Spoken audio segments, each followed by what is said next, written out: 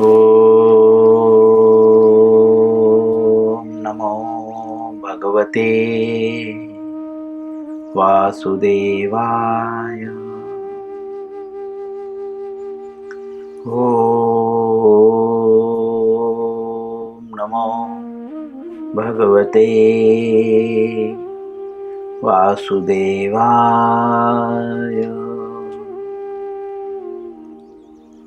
ॐ नमो भगवते वासुदेवाय।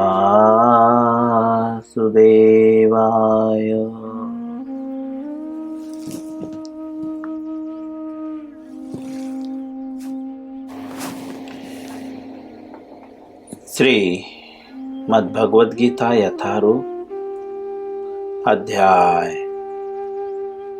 10। अध्याय का नाम है श्री भगवान का ऐश्वर्य। कई दिनों से हम इस श्लोक का अध्ययन कर रहे हैं। श्लोक संख्या 4 और 5 है। हम इस श्लोक के तात्पर्य के तीसरे पैराग्राफ को कंप्लीट किए हैं। आज हम चौथे पैराग्राफ में प्रवेश करेंगे, क्योंकि हम इस श्लोक को इसके पूर्व भी पढ़ चुके हैं। इसलिए हम इस श्लोक को 3 बार उच्चारण करेंगे, दोनों श्लोकों को। उसके बाद जो है अनुवाद पढ़ेंगे और पुनः हम तात्पर्य में वहाँ से स्टार्ट करेंगे जहाँ से हमने समाप्त किया था। सभी लोग मेरे पीछे श्लोकों को उच्चारण करने का प्रयत्न करेंगे। बुद्धिर्ज्ञानं सम्मोहः क्षमा सत्यं दमः शमः सुखं दुःखं भवो भावो भयं चाभयमेव च अहिंसा समता तुष्टिः तपोदानं यशो यशः भवन्ति भावभूतानां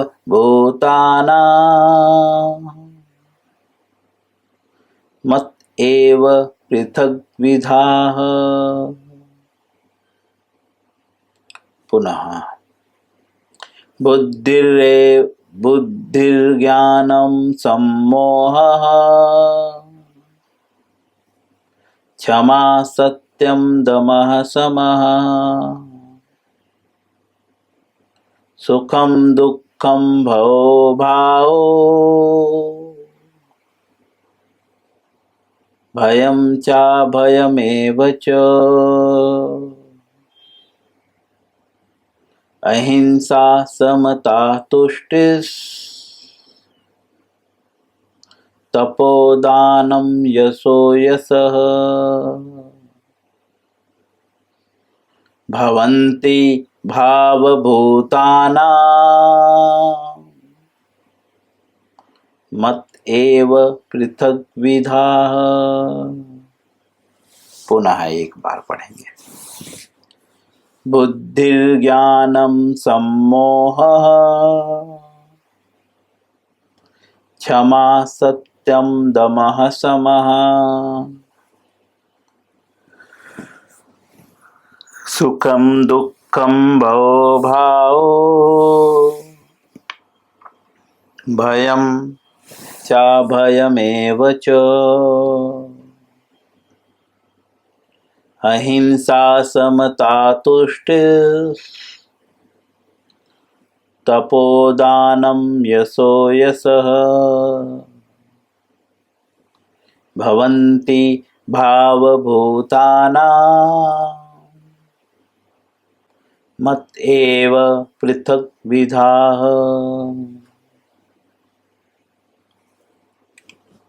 कई दिनों से हम इस श्लोक को पढ़ रहे हैं। मुझे ऐसा लगता है कि बहुत सारे लोगों को इस श्लोक याद भी हो गया होगा। पर्पस ही यह है इस श्लोकों को याद करना। श्रील प्रभुपाद जी के द्वारा अनुवाद। बुद्धि, ज्ञान, संशय तथा मोह से मुक्ति, क्षमा भाव, सत्यता, इंद्रिय निग्रह, मन निग्रह, सुख तथा दुख, जन्म मृत्यु, भय अभय, अहिंसा, समता, तुष्टि, तप, दान, यश तथा अपयश। जीवों के ये विभिन्न गुण मेरे ही द्वारा उत्पन्न हैं। भगवान स्पष्ट रूप से कह रहे हैं कि जीवों में ये सारे गुण होते हैं। ये किसके द्वारा? बोलते हैं मेरे ही द्वारा उत्पन्न है। अर्थात हमारे अंदर जो भी गुण है ये किसके द्वारा उत्पन्न हो रहे हैं? भगवान के द्वारा। इन्हीं गुणों को प्रभुपाद जी तात्पर्य में विस्तार से समझाते हैं। जैसे बुद्धि, जीवों में बुद्धि पाई जाती है, ठीक है। तो ये बुद्धि क्या है? तो बुद्धि का अर्थ प्रभुपाद जी समझाते हैं। फिर ज्ञान भी पाया जाता है। तो ज्ञान का भी अर्थ श्रील प्रभुपाद जी हमें समझाते हैं। कभी कभी हम जो है करते खुद हैं, लेकिन नाम भगवान का डाल देते हैं कि भगवान सब कुछ कर रहे हैं। अगर अच्छा होता है तो बोलते हैं हमने किया, और अगर हमारे साथ बुरा हो गया तो हम बोलते हैं भगवान ने हमारे साथ बुरा किया। अपने कर्मों को नहीं देखते। इसीलिए प्रभुपाद जी यहाँ पे क्लियर करते हैं कि मेरे द्वारा जो उत्पन्न है वो बुद्धि क्या है, मेरे द्वारा जो उत्पन्न है वो ज्ञान क्या है। फिर आगे वे क्लियर करते हैं सत्यम, असमोह और दमः। हर जो मुख्य शब्द हैं इस श्लोक के, उसकी व्याख्या करते हुए श्रील प्रभुपाद जी हमें बहुत विस्तार से प्रत्येक चीजों को समझाते हैं। श्रील प्रभुपाद जी चौथे पैराग्राफ में, हम तीसरा पैराग्राफ कल कंप्लीट किए थे, चौथे पैराग्राफ में श्रील प्रभुपाद जी भव का अर्थ बताते हैं। श्रील प्रभुपाद जी लिखते हैं कि भव अर्थात जन्म का संबंध शरीर से है।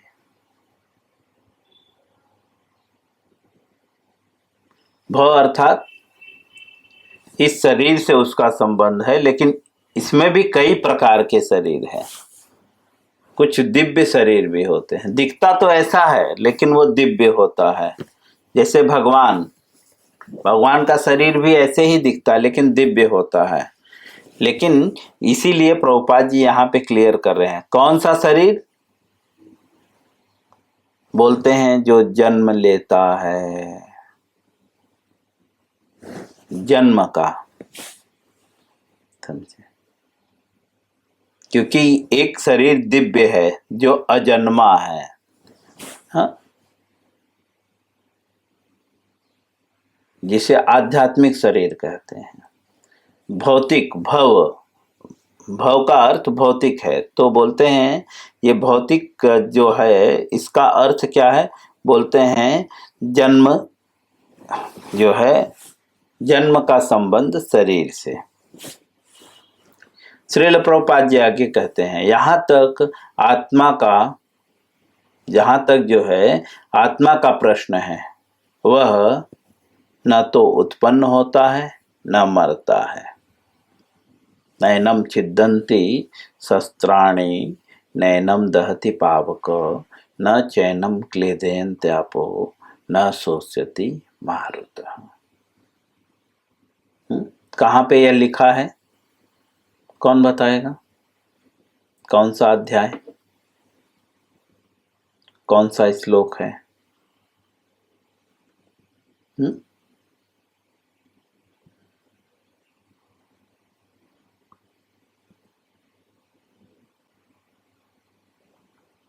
मुझे बताइएगा, खोज के बताना होगा आप लोग को कि कौन सा अध्याय का यह श्लोक है।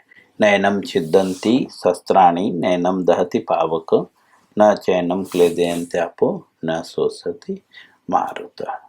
अर्थात न तो आत्मा को मारा जा सकता है, न तो जलाया जा सकता है, न तो काटा जा सकता है, न तो बहाया जा सकता है। प्रभुपाद जी कहते हैं इसकी जो व्याख्या है हम भगवत गीता के प्रारंभ में ही कर चुके हैं। जी कविता बोलिए।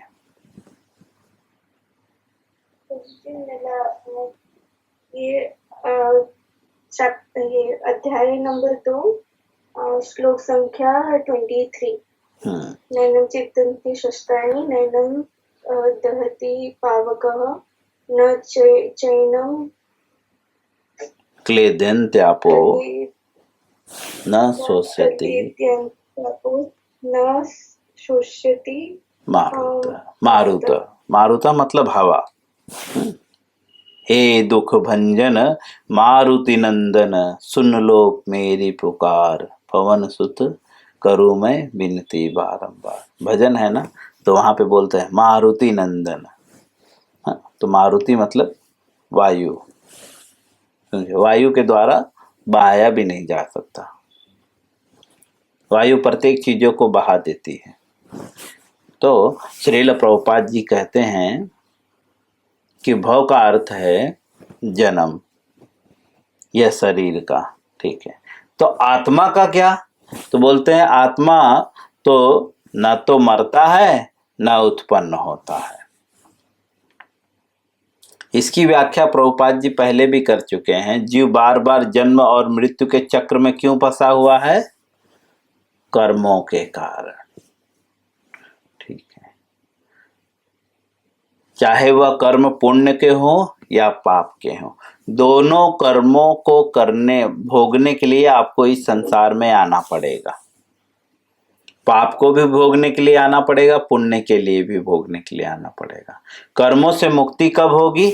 जब आप कृष्ण भावनामृत कर्म करेंगे, अर्थात जब प्रत्येक चीजों को कृष्ण के लिए करेंगे तब कर्मों से मुक्ति होगी। प्रभुपाद जी लिखते हैं इसकी व्याख्या जो है भगवत गीता में प्रारंभ में ही की जा चुकी है। किसकी व्याख्या? आत्मा की व्याख्या, कि आत्मा जन्मता नहीं है।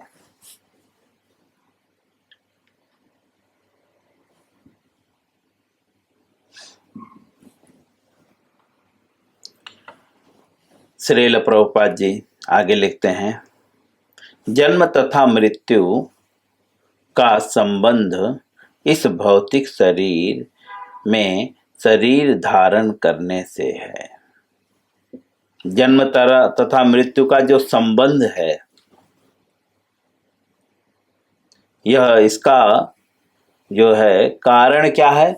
बोलते हैं शरीर धारण करने से है। अर्थात अगर हम ये शरीर धारण न करें तो न हमारी मृत्यु होगी न जन्म होगा। यह शरीर धारण करने के कारण जो है जन्म मृत्यु का संबंध बन गया है।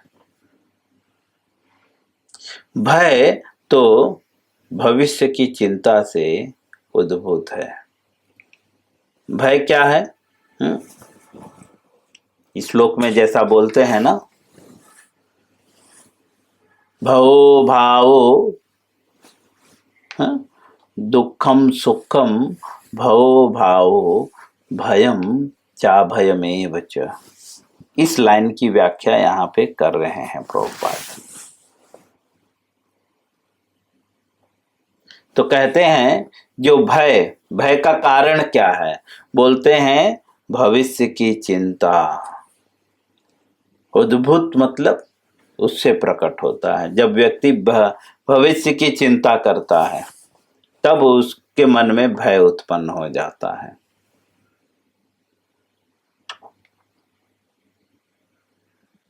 कोई हमें मारने आता है तो हमें चिंता होती है कि अरे मरने के बाद मेरा क्या होगा, या वो मारेगा तो मुझे बाद में दर्द होगा। तो ये भविष्य की चिंता कर रहे हैं कि वो मारेगा तो दर्द होगा, और इस वजह से हम भयभीत होते हैं। पर श्रील प्रभुपाद जी लिखते हैं, जो कृष्ण भावनामृत में रहने वाला व्यक्ति कभी भयभीत नहीं होता। जो कृष्ण भावनामृत में रहने वाला व्यक्ति है, मतलब जो कहाँ पे रहता है, बोलते हैं कृष्ण भावनामृत में। अर्थात जिसकी भावना हो कृष्ण के प्रति होती है।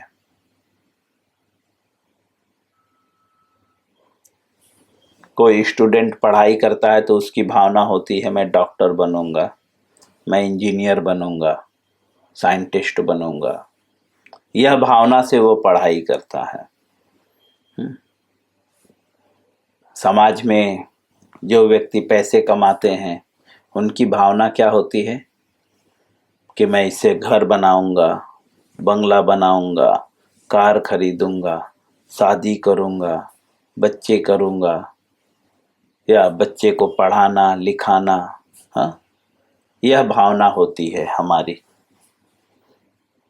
लेकिन तो जब व्यक्ति की यह भावना बदलकर सिर्फ कृष्ण की भावना होती है, अर्थात वो पढ़ाई किसके लिए करता है कि मैं कृष्ण की सेवा करूंगा, भगवान के नाम का प्रचार करूंगा।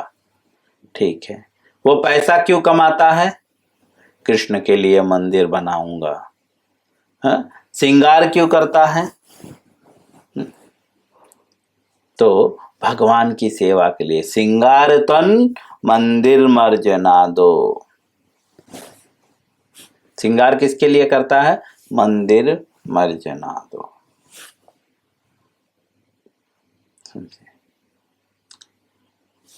तो जब व्यक्ति कृष्ण भावनामृत में रहने वाला, जो व्यक्ति कृष्ण भावनामृत में रहता है, वह जो है कभी भयभीत नहीं होता। क्यों नहीं भयभीत होता, क्योंकि वह अपने कर्मों के द्वारा भगवत धाम को वापस जाने के प्रति आश्वस्त रहता है। वह भयभीत क्यों नहीं होता, बोलते हैं क्योंकि वो अपने कर्मों के द्वारा, वो जो कर्म कर रहा है उसके द्वारा जो है वह भगवत धाम जाने के लिए जो है आश्वस्त रहता। आश्वस्त मतलब कोई टेंशन नहीं रहता। क्यों, क्योंकि वह अपने कर्मों के द्वारा यह भली भांति जानता है।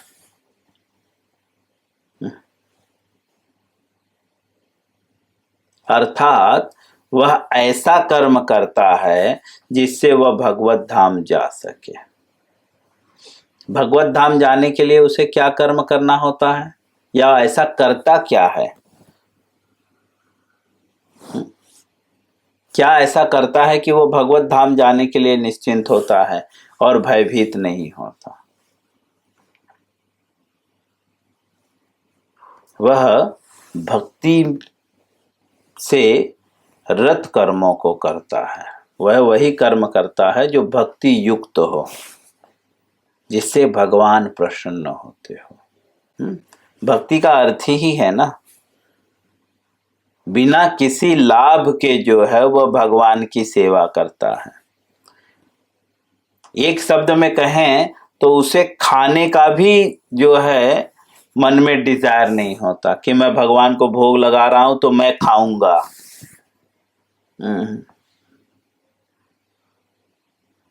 हम तो भगवान को भोग लगाते हैं तो मन में रहता है ओ रसगुल्ला, ये 4 पीस भगवान को भोग लगाए, इसमें से 2 पीस मेरा है, ठीक है, और 2 पीस में आप सब लोग को लेना है, तभी मैं भगवान को भोग लगाऊंगा, नहीं तो मैं सेवा नहीं करूंगा या सेवा नहीं करूंगी।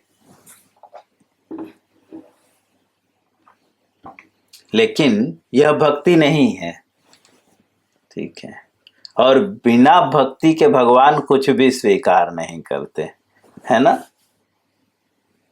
भगवान भगवत गीता के कौन से श्लोक में बोले हैं कि मैं भक्ति से स्वीकार करता हूं, पत्रम पुष्पम फलम त्वयम यो में भक्त्या पड़ेच्छति। श्रील प्रभुपाद जी अनुवाद में लिखते हैं 9वें अध्याय के 26वें श्लोक में।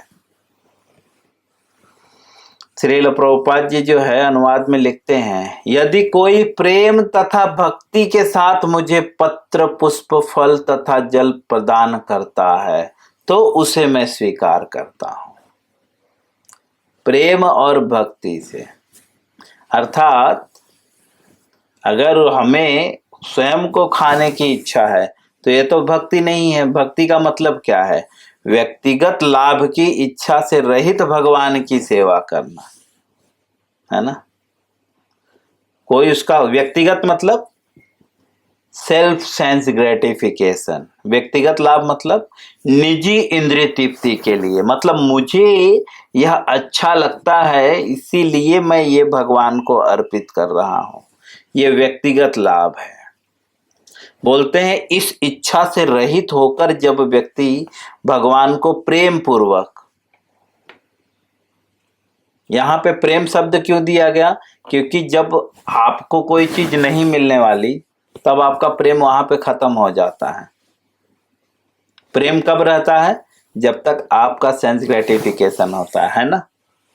कोई स्त्री या कोई पुरुष जब स्त्री को संतुष्ट नहीं करता तो स्त्री उससे नाराज हो जाती है, खत्म हो जाता है प्रेम उसका। और पुरुष, अगर स्त्री पुरुष को संतुष्ट नहीं करती तो पुरुष नाराज होता है। जहां पे काम की पूर्ति नहीं होती, जहां पे उसकी इंद्रियों को संतुष्टि नहीं मिलती, वहां पे वह प्रेम नहीं दिखाता। लेकिन भगवान यहां पे वही बात बोल रहे हैं कि तुम्हें कोई इच्छा नहीं होनी चाहिए, प्लस प्रेम होना चाहिए। प्रेम से जब आप भगवान को अर्पित करोगे तब भगवान स्वीकार करते हैं।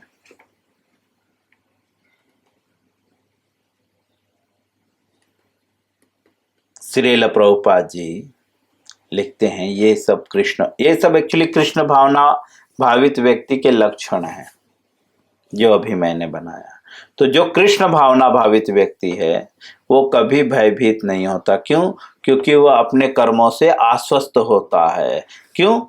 क्योंकि जब हम भगवान को अर्पित करते हैं भक्ति पूर्वक तो उसका कर्म फल नहीं लगता। भगवत गीता में कहां पे बताया गया है?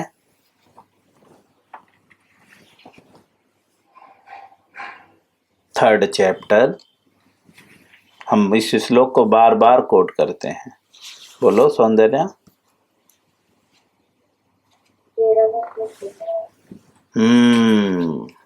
पढ़ के बताइए।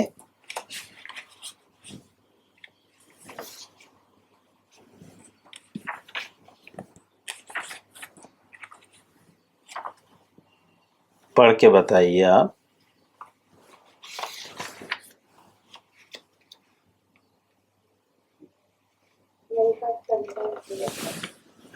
भगवान का भक्त जो है सभी पापों से मुक्त होता है।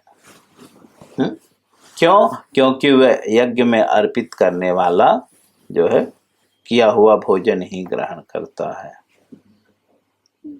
जो अपने इंद्रिय तृप्ति के लिए भोजन बनाते हैं वे निश्चित रूप से पाप खाते हैं। हाँ, प्रभुपाद जी क्लियर करते हैं। भगवान यहाँ पे कह रहे हैं कि जो अपनी इंद्रिय तृप्ति के लिए भोजन बनाते हैं, मुझे खाना है इसके लिए मैं ये बना रहा हूं, प्रभुपाद जी कहते हैं, वो भगवान कह रहे हैं वो निश्चित रूप से पाप खाते हैं। निश्चित शब्द का प्रयोग करते हैं।